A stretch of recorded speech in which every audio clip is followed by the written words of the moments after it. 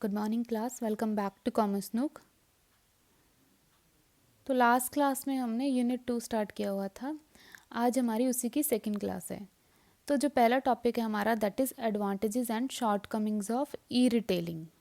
तो सबसे पहले रिटेलर को क्या फ़ायदे हैं ई रिटेलिंग के।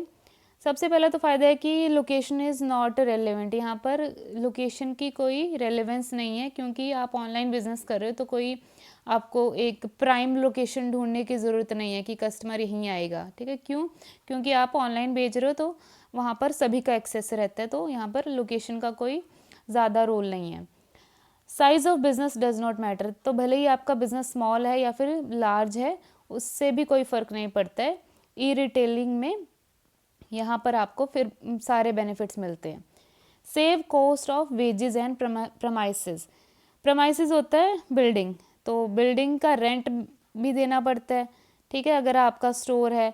वेजेस होती है, आप वर्कर्स को वेजेस देते हो। ठीक है, तो जब आपके पास स्टोर होते हैं देन आपके पास वर्क फोर्स होती है। ठीक है, जिनको आपको सैलरी या वेजेस देनी पड़ती है। तो अगर स्टोर है देन आपको रेंट भी पे करना पड़ता है। लेकिन ई रिटेलिंग में ऐसा कुछ नहीं होता है, तो यहाँ पर आपका ये वाला पैसा बच जाता है।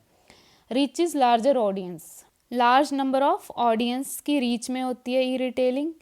ऑनलाइन स्टोर में यही तो बेनिफिट है कि एक तो ये 24 आवर अवेलेबल होता है एंड देन आपके पास लार्ज ऑडियंस रहती है। Higher disposable income profile than average. Disposable income होती है कि जो आप खर्चे सारे करने के बाद जो लास्ट में जो आपके पास इनकम बच जाती है वो यहाँ पर थोड़ी ज़्यादा होती है। क्यों? क्योंकि यहाँ पर थोड़े खर्चे हमारे पास कम हैं, तो इसलिए डिस्पोजेबल इनकम है वो हमारे पास ज़्यादा होती है। मोर अपॉर्चुनिटीज़ फॉर CRM। CRM यानी कि कस्टमर रिलेशनशिप मैनेजमेंट। कस्टमर के साथ अपने रिलेशनशिप को कैसे आप मैनेज कर सकते हैं, अलग अलग सॉफ्टवेयर का इस्तेमाल कर सकते हैं। Then micro marketing and CRM पढ़ते हैं पहले, क्या है ये। CRM में क्या होता है कि आप अलग अलग टूल्स का इस्तेमाल कर रहे हैं, अलग अलग स्ट्रैटेजीज का इस्तेमाल कर रहे हैं ताकि अपने कस्टमर के साथ रिलेशनशिप को आप स्ट्रॉन्ग कर सकें। तो लेट्स से कि किसी कस्टमर ने आप कोई कंप्लेंट की कि उसका कोई प्रोडक्ट उसने मंगवाया और वो सही नहीं था। तो अब ऐसी कंप्लेंट कितने सारे कस्टमर कर रहे होंगे। ठीक है, पूरे एक दिन के अंदर ही एक स्टोर के पास कितने सारे ई स्टोर के पास कितने सारे कंप्लेंट आ जाते हैं। तो इन सब को मैनेज करना थोड़ा सा मुश्किल होता है। तो ऐसे में ई स्टोर्स क्या करते हैं, वो सॉफ्टवेयर रखते हैं अपने पास। सॉफ्टवेयर क्या करेंगे, वो मैनेज करेंगे कि मान लो कि ABCD कस्टमर्स हैं। ABCD ये सारे मेरे पास कस्टमर हैं, सभी की एक कंप्लेंट है या फिर अलग अलग तरीके की कंप्लेंट है। तो इन सभी को मुझे मैनेज कैसे करना होगा कि पहले मेरा सॉफ्टवेयर मुझे दिखा देगा कि एक ही ये कंप्लेंट थी और इसे अब कौन सॉल्व करेगा। कोई मान लो सेल्स पर्सन 1 है या फिर कोई S1 नेम से कोई एम्प्लॉई है, वो इसकी प्रॉब्लम सॉल्व करेगा। बी की कौन करेगा, S2 करेगा। सी की कौन करेगा, S3 करेगा। डी की S4 करेगा। इस ऐसे क्या किया, सभी को काम असाइन कर दिया। तो जैसे जैसे हर एक कस्टमर की प्रॉब्लम सॉल्व होती जाएगी सॉफ्टवेयर में वो दिखाई देता रहेगा। तो मान लो पहले सी की कंप्लेंट सॉल्व हो गई तो वो उसका स्टेटस अपडेट कर दिया जाएगा S3 के जो डाटा के अंदर कि सी की प्रॉब्लम सॉल्व हो गई है। देन मान लो ए की प्रॉब्लम सॉल्व होगी, देन इसका स्टेटस अपडेट कर देंगे। तो यहाँ पर हो क्या रहा है कि कस्टमर के साथ रिलेशनशिप को कैसे मैनेज किया जा रहा है कि जो उनकी प्रॉब्लम है टाइम टू टाइम आप उन्हें सॉल्व करते जा रहे हैं ताकि कोई कस्टमर भी पीछे ना रह जाए। यहाँ पर हर एक कस्टमर को प्रायोरिटाइज किया जा रहा है, उनके साथ रिलेशनशिप को स्ट्रॉन्ग किया जा रहा है, उनकी प्रॉब्लम्स को सॉल्व किया जा रहा है।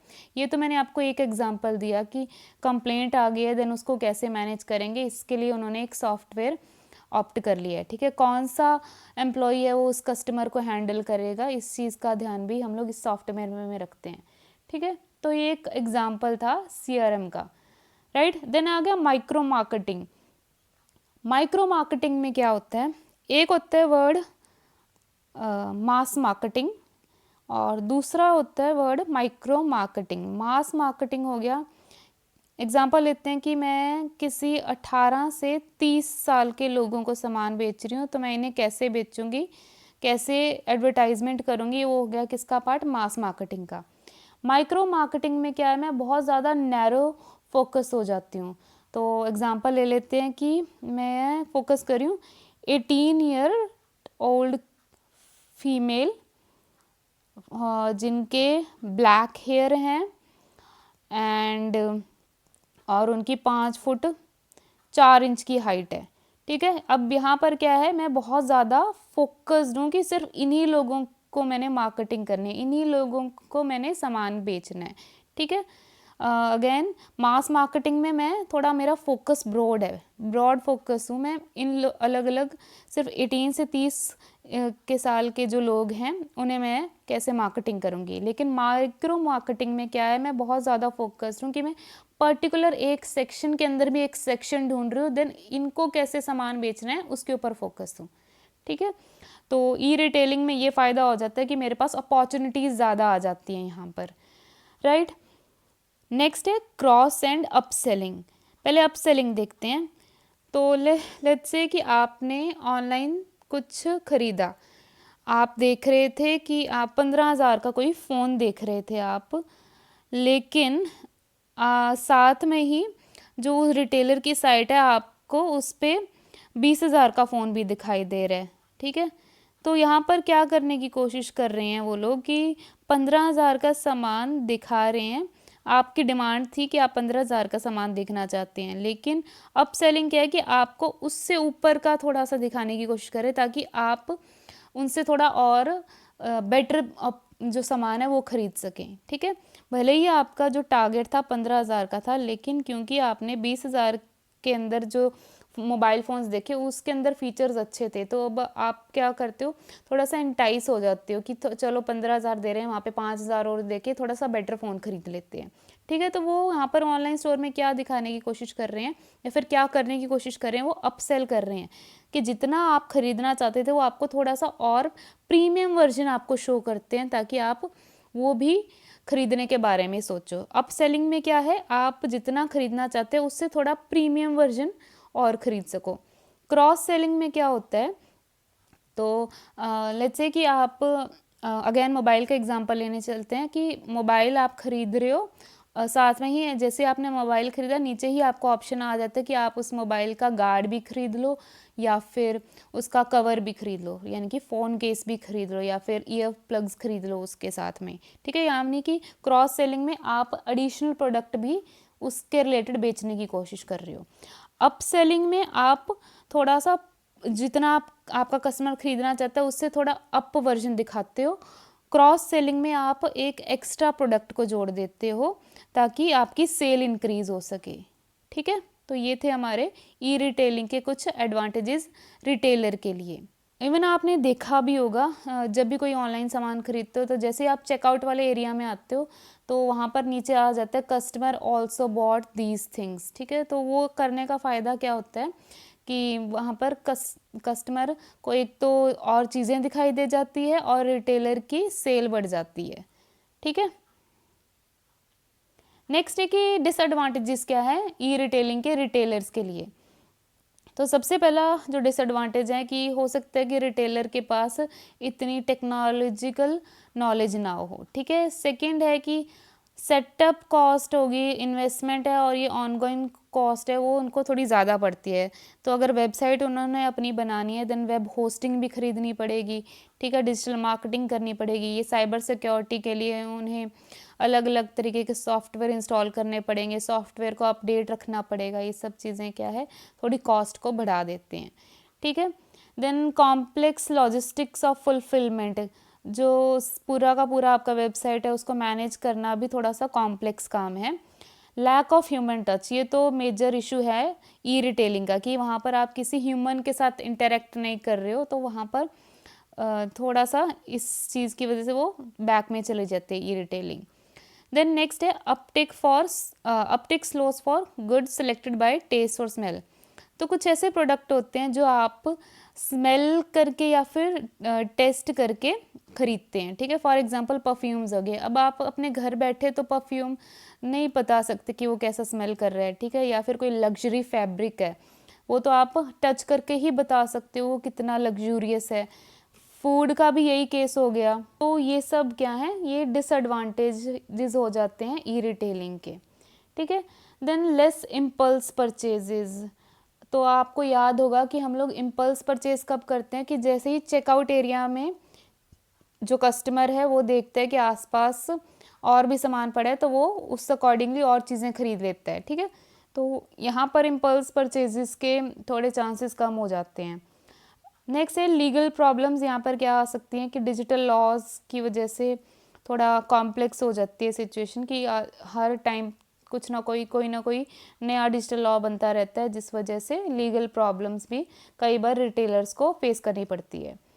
Less role for traditional high street retail expertise, तो जो एक्सपीरियंस एक रिटेलर कस्टमर के साथ डायरेक्टली डील करके गेन करता है वो यहाँ पर थोड़ा सा लैग करता है।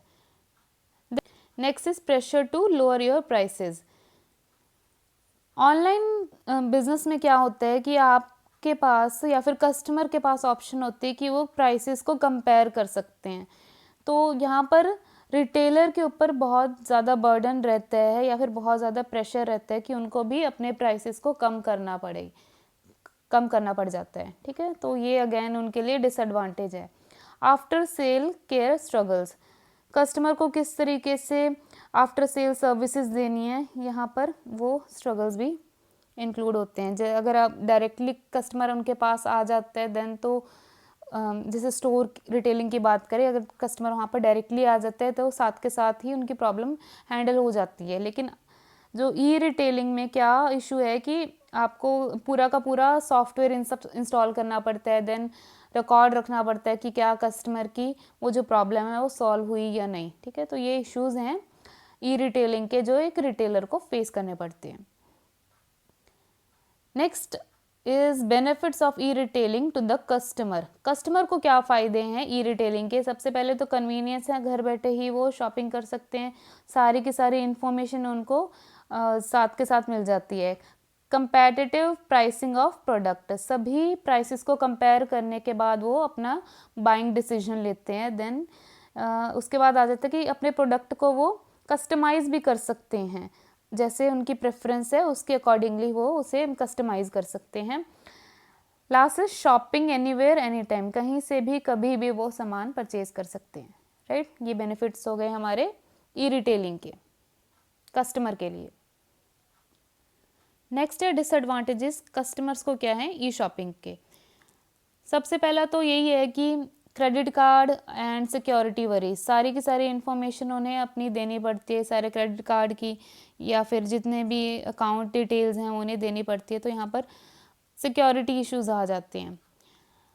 नेक्स्ट डिसएडवांटेज है कि यहाँ पे पर्सनल एंड सोशल इंटरेक्शन नहीं है, तो इस वजह से भी थोड़ा कस्टमर है वो आउट ऑफ टच फील करता है, ठीक है। नेक्स्ट है कांट सी और फील द प्रोडक्ट, क्योंकि ऑनलाइन है सब तो ऑब्वियस सी बात है कि वो प्रोडक्ट देख और फील नहीं कर सकते।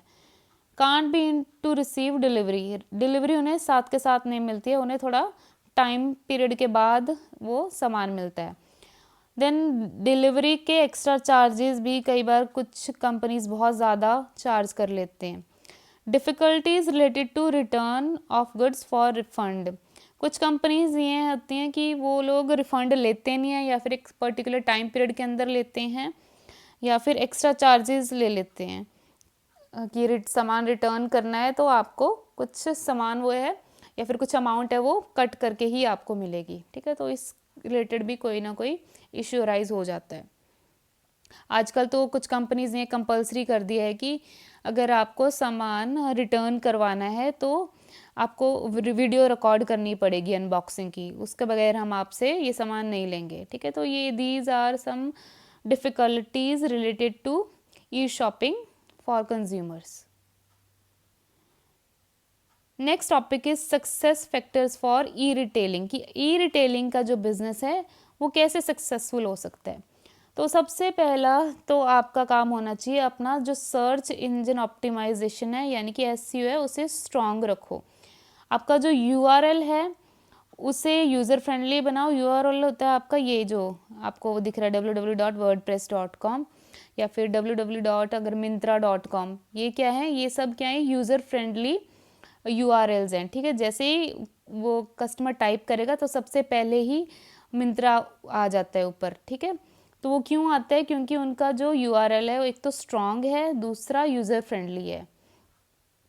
नेक्स्ट है साइट मैप्स आपके, और जो मेटा टैग्स हैं वो भी यूज़र फ्रेंडली होने चाहिए एंड स्ट्रॉन्ग होने चाहिए। तो साइट मैप हो जाते हैं वो नेविगेशन में हेल्प करते हैं कि एक पेज से देन आप दूसरे पेज पे गए, देन थर्ड पेज पे गए, तो आपको किस तरीके से एक कस्टमर है वो एक लोकेशन से दूसरी लोकेशन पे जा रहा है, ठीक है। ये भी यूज़र फ्रेंडली होना चाहिए आपका। थर्ड आ जाते हैं मेटा टैग्स। मेटा टैग्स क्या हैं? ये जो आपको ऊपर दिख रहा है ये आपका आ गया मेटा टाइटल, और ये जो नीचे डिस्क्रिप्शन दिया हुआ है ये क्या है? आपका मेटा डिस्क्रिप्शन। ये सब क्या है? ये एक आपकी वेबसाइट को स्ट्रॉन्ग बनाते हैं, ठीक है। तो मैंने यहाँ पर लिखा था कि फ्री वेबसाइट, तो फ्री वेबसाइट जब मैंने लिखा तो ये पहले 3 वेबसाइट्स मुझे दिखाई दी, ठीक है। तो सबसे पहले तो ये विक्स वाली आ गई थी। विक्स में भी इनका क्या था कि ये भी तो स्पॉन्सर्ड थी, चलो, तो इस वजह से ये पहले शो हुई। सेकंड आ गया था ये top10.com। अब ये top10.com मुझे क्यों शो हुई? सबसे पहले कोई और भी तो वेबसाइट दिखाई दे सकती थी, ये वर्डप्रेस की साइट पे तो मुझे पहले दिखाई दे सकती थी ना, लेकिन ये top10.com मुझे क्यों पहले दिखाई दी? सबसे पहला रीज़न था कि इसका जो SEO है वो स्ट्रॉन्ग है। एक तो ये URL हो गया इनका www.top10.com, ये स्ट्रॉन्ग इनका URL है। देन साइट मैप इनका अच्छा होगा। देन थर्ड चीज़ हो जाएगी कि इन्होंने फ्री डोमेन्स फॉर लाइफ, और ये जो इन्होंने मेटा टैग्स इस्तेमाल किए होंगे वो थोड़े यूज़र फ्रेंडली होंगे, इसलिए ये जो वेबसाइट है मुझे सेकंड पे ये दिखाई दी, ठीक है। तो जितना ज़्यादा आपका SEO स्ट्रॉन्ग है, गूगल आपको उतना ही इजीली रैंक कर पाएगा और ऊपर top 10 के अंदर आपको दिखाएगा। यानी कि जो पेज, बहुत सारे पेजेस होते हैं गूगल के पास, ठीक है। तो पेज 1 में अगर आप चाहते हो कि आपको रैंक करे गूगल, तो उसके लिए आपका जो SEO है वो थोड़ा स्ट्रॉन्ग होना चाहिए, ठीक है।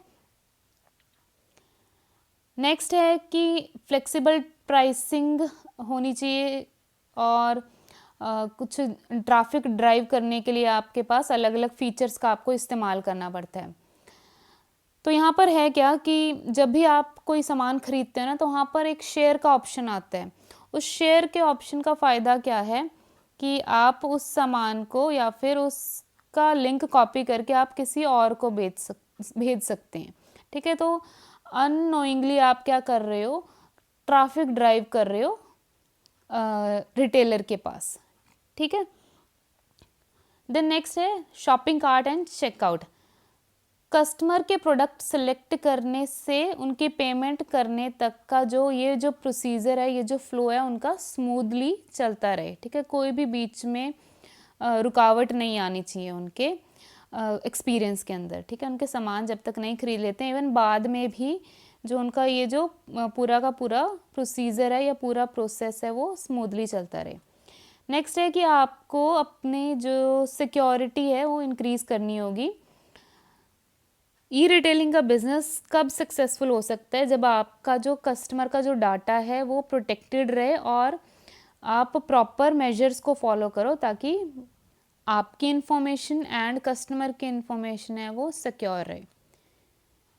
मल्टी स्टोर कैपेबिलिटी, इसका एग्जांपल से समझते हैं। तो लेट्स से कि आप ज़ोमैटो चलाते हैं, ठीक है। तो ज़ोमैटो आप दिल्ली में चला रहे हैं, लेकिन आप कहीं बाहर गए, लेट्स से केरला चले गए, तो आपने केरला में जाकर ज़ोमैटो ऑन कर लिया। तो आईडी आपकी एडमिन पैनल है वो आपका एक ही है, लेकिन क्योंकि आपने अपनी लोकेशन चेंज की, तो अब आपको क्या होगा?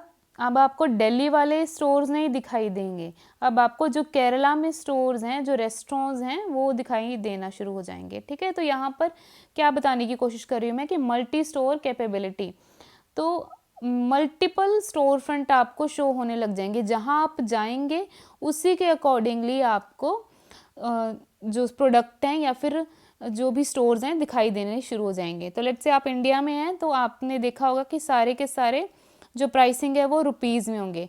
तो अगर आप लोग US में चले जाएंगे, मान लो US में चले गए आप, तो आपको सारी की सारी प्राइसेस हैं वो आपको डॉलर्स में दिखाई देंगे, ठीक है। तो आपका जो स्टोर है, जो आपका ई स्टोर है, वो आपको मल्टीपल स्टोर फ्रंट को मैनेज करने वाला होना चाहिए। ठीक है। नेक्स्ट है रिपोर्टिंग।